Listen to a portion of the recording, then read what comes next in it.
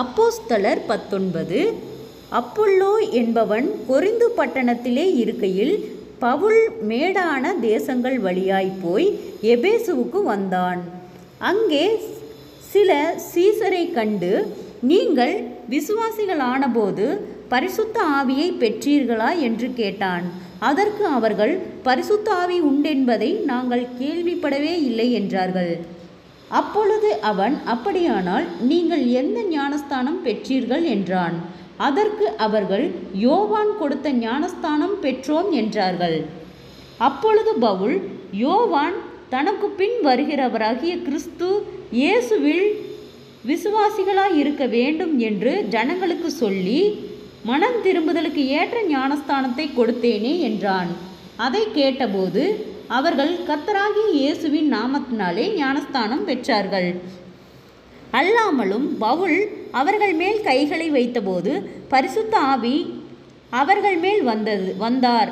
அப்பொழுது அவர்கள் அந்நிய பாஷைகளை பேசி தீர்க்க தரிசனம் சொன்னார்கள். அந்த மனுஷர் எல்லாரும் ஏறக்குறைய 12,000 பேராய் இருந்தார்கள்.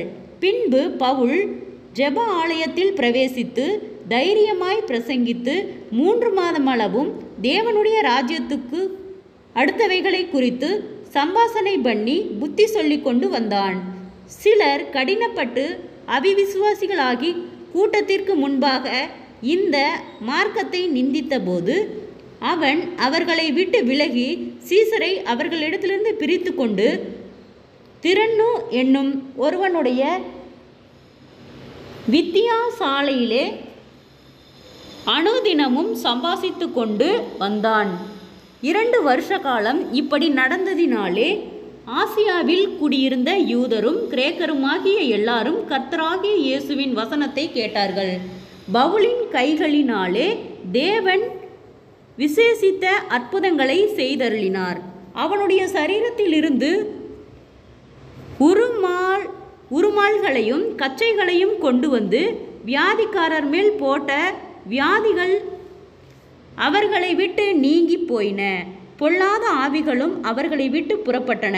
அப்பொழுது தேசாந்திரிகளாய் திரிகிற மந்திரவாதிகளாகிய யூதரில் சிலர் பொல்லாத ஆவிகள் பிடித்திருந்தவர்கள் மேல் கர்த்தராகிய இயேசு கிறிஸ்துவின் நாமத்தை சொல்ல துணிந்து பவுல் பிரசங்கிக்கிற இயேசுவின் பேரில் ஆணையிட்டு உங்களுக்கு கட்டளையிடுகிறோம் என்றார்கள்.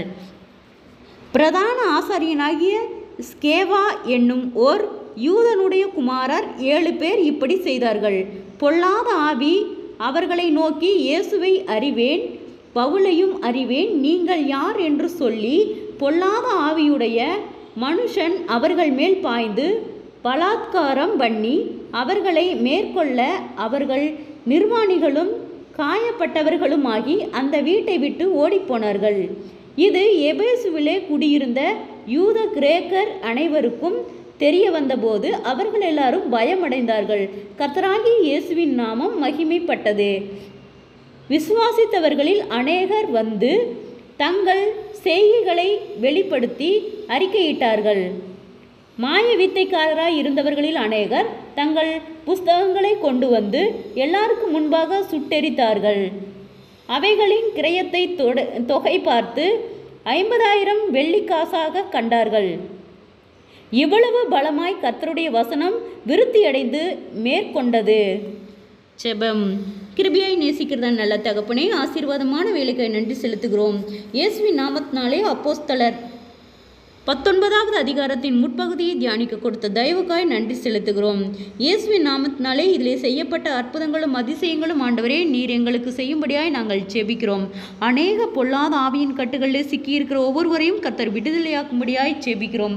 பரிசுத்த ஆவியின் வல்லமையும் வரங்களையும் ஆண்டவரே நீர் ஒவ்வொருவருக்கும் தரும்படியாய் ஜெபிக்கிறோம். கர்த்தருடைய நாமம் மகிமைப்படும்படியாக இயேசுவின் நாமத்தினாலே ஒவ்வொருவரும் கையிட்டு செய்கிற வேலைகள், போகிற வருகிற பிரயாணங்கள், அவர்களுடைய தேவைகள் யாவையும் கர்த்தர் சந்தித்து பாதுகாத்து வழிநடத்தும் ஜெபிக்கிறோம்.